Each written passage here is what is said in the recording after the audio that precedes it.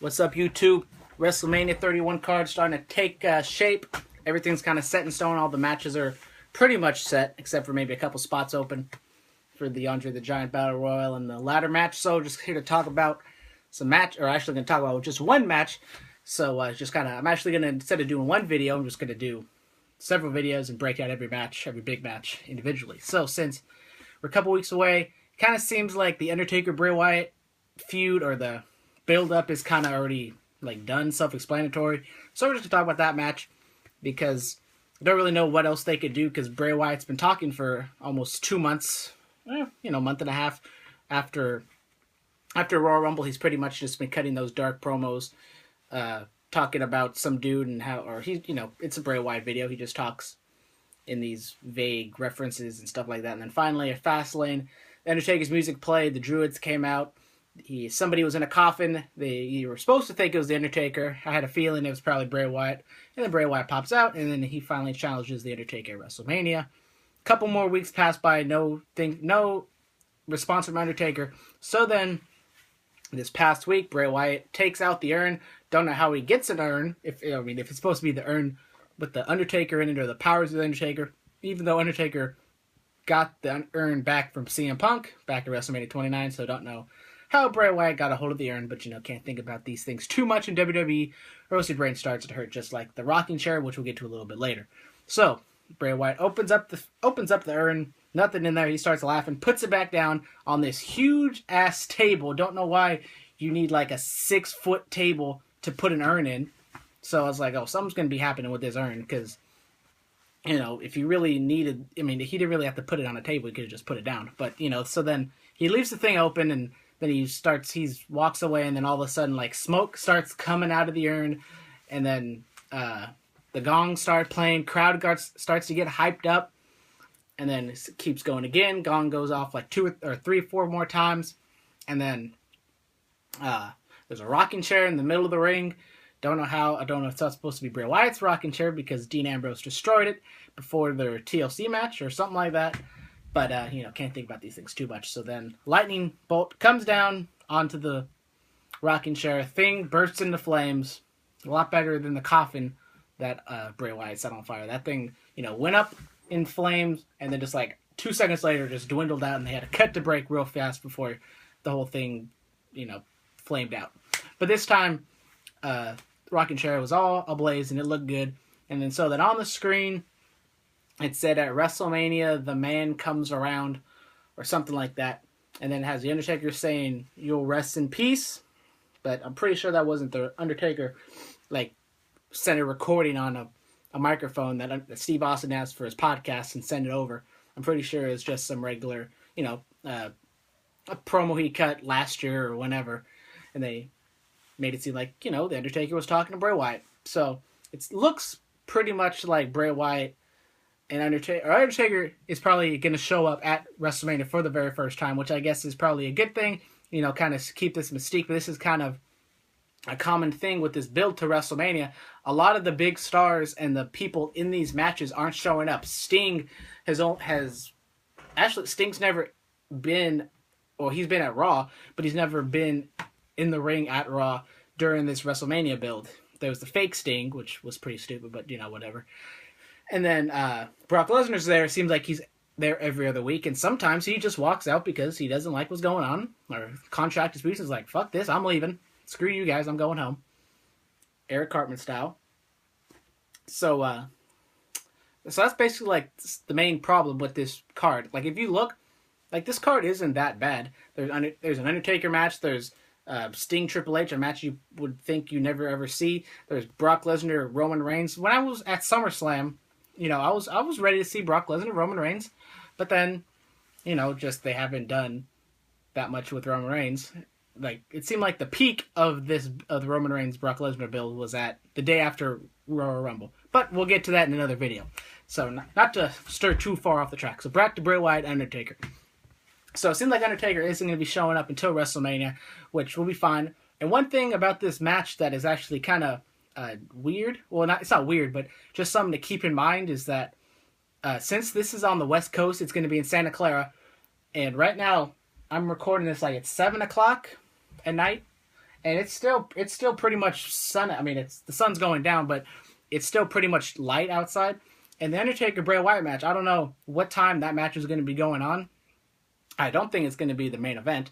That has to be Brock Lesnar or Roman Reigns, unless they go with Roman Reigns and they just think the crowd's just going to shit all over it. So they're like, okay, we're just going to, have Roman Reigns and Brock Lesnar in the middle of the show, put on Undertaker, Bray Wyatt, everyone will be happy, because their entrances pretty much depend on the arena being pitch black dark. And, Bray Wyatt does the thing with all the phones. Undertaker, it's all pitch black, and he got the lighting and everything going on. So that's just one thing to keep in mind about this match. Is going to be different seeing Undertaker do an entrance, and Bray Wyatt for that matter, because Bray Wyatt actually depends more on the dark than Undertaker does, if you think about it. But WrestleMania 9, that was at WrestleMania 9 was at Las Vegas, and that was pretty much light the entire time. It was actually more light the entire time because I think they ran a little earlier than they will today, or March 29th, whenever. Because the main event will be at night. It'll be in the dark. One thing about this match is kind of like, what's Undertaker going to do? Undertaker hasn't fought since Brock Lesnar, and that match wasn't all that good. One thing is because he had a concussion, so we don't know. I don't really know when Undertaker actually got the concussion, but I heard it was pretty early on in the match, so he was working, with concussed for 20 minutes, 15 minutes, however long that match was. So I don't really know what they're going to do with the Undertaker on it. Bray Wyatt has had some good matches. He's had one really a great match, was the one with Dana Bryan last year at the Royal Rumble. Otherwise, he's had good matches with Dean Ambrose. The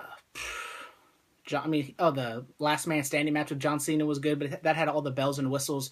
It had the Luke Harper and Eric Rowan and the Usos flying around all over the place. So when it comes to one-on-one matches, no gimmicks, really the Dana Bryan match last year at Royal Rumble is the only really standout match you can think of with Bray Wyatt. If there's another great match with Bray Wyatt you can think of, just a straight up one-on-one match, because a lot of Bray Wyatt's matches have been no DQ, or all those matches he had with Dean Ambrose in December, like the ambulance, the Tribute to the Troops match or whatever. A lot of his matches they're no DQ. The match he had with Chris Jericho at SummerSlam, it was fine. It was actually, I think that was my first time I ever saw Bray Wyatt in a match. And Chris Jericho, so it was so I might be grading it more on a curve, but I thought it was fine. It wasn't Brock Lesnar, John Cena, or Dean Ambrose, Seth Rollins. I think those matches were still better, but so don't really know how this match is going to go on.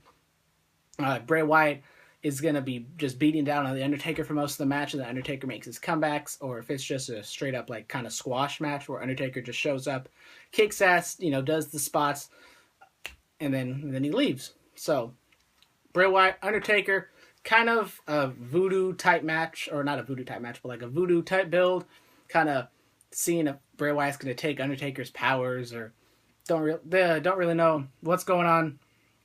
No stipulation or match gimmick set up yet. Just so far, one-on-one match. Still a couple weeks away, 2 weeks away from WrestleMania.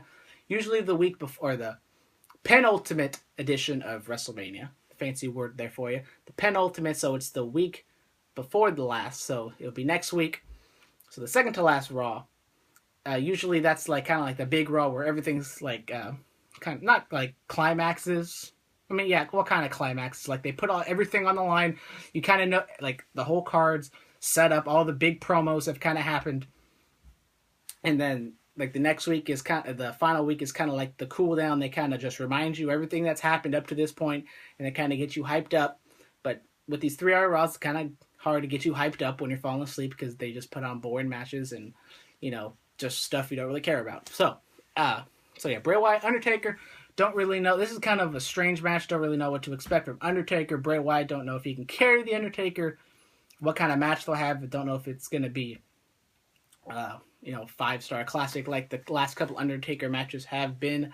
Bray Wyatt might have it in him. You never know. He might show up for WrestleMania. His match with John Cena, it was fine. 3 stars, 3 1/4 stars, 3 half stars. But that's kind of Bray Wyatt's MO. He's a good hand. He's fine. He's nothing spectacular. When he talks, those promos he has, it's kind of gibberish, but it gets you sucked in because he's such a soft speaker, and he just you believe what he's saying, but he doesn't say anything. Like, all these promos he's had with Undertaker, it's like, what? Okay, like, that was cool, but I don't know what the hell you just said. So that's kind of the Bray Wyatt gimmick. I kind of wish they brought the band back together. They never broke up the Wyatt family because they haven't done anything with them. Luke Harper, he had a run with the IC title, but just like everyone else with the IC title, they get jobbed out to the stars, and then he lost it. And then Eric Rowan, he was on the Survivor Series team. He gets fired, and then he's kind of he's kind of been paired up with Dolph Ziggler and Ryback, and he's the jobber out of the three. Every time they're in a 6-man tag, it seems like he's the one getting the loss. Or if like all three of them have a singles match that day, he loses. Like for the Royal Rumble, Ryback and Dolph Ziggler won, and poor Eric Rowan won. But then he forces his way into the Royal Rumble and throws out Curtis Axel. And Curtis Axel's still going in the Royal Rumble. Don't know what his count is. Maybe it's like 40 days or something like that. So that's it. I think Undertaker's gonna win because I think this match is kind of like Undertaker's just doing this match so then he can get to WrestleMania 32 in Dallas, 100,000 people there, and ride off into the sunset on his white steed, and go off and maybe he has like a match with John Cena, Roman Reigns, but whatever. So I think Undertaker's gonna win. But as we learned last year, you're never sure. Don't bet the house on Undertaker winning because you never know what they're going to do. Maybe Undertaker wrestles. This is his last match, and Bray Wyatt takes all the mysterious powers Undertaker has, and he uses it. So now he's able to shoot lightning bolts out of his fingers and levitate to the ring. But yeah, I'm pretty sure Undertaker's going to win. Don't have high expectations for this match, but I think it'll still be a good match. Don't know if it'll...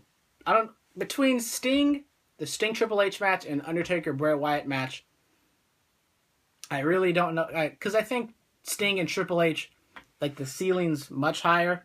I think it's, I don't know, it can go either way, because Sting and Triple H, they're two old guys. Sting isn't a great worker. Triple H was a really good worker, but he's up there in age, so I don't know who's going to be able to create the movement. Bray Wyatt, he's a big dude, but he can move around, so he can run all over the place, and Undertaker can kind of just stand there, and Bray Wyatt can bounce off him. So Bray Wyatt loses to the Undertaker at WrestleMania 31. I'm calling it. That's my prediction. So thank you guys for watching. Don't forget to follow me on Twitter and Instagram. Like, comment, subscribe, whatever you do to YouTube video, do it to this video, and tell me what you guys think about this. Some people don't really talk about is the match order. When do you think this match will come on? Or how do you think this match will look, especially if it's in the daytime and, they have all this fancy gimmickry and it's supposed to be Undertaker and maybe they do something and they try to like black out. I don't know what they're going to do to try to make everything dark when it's 6 o'clock or 5 o'clock at night and it's not even dark. So tell me what you guys think. Who's going to win? What do you think of the build-up so far? I think the build-up has been, fine. It's kind of hard to build a match when the person, Bray Wyatt, has been doing all the work, and Undertaker hasn't even showed up. It seems like he's not going to show up until WrestleMania, so, build's been alright.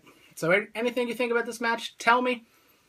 A lot more videos to come, day in life videos, so don't forget to subscribe. Whatever the hell you do, YouTube video, do it. And thank you guys for watching. We'll see you later.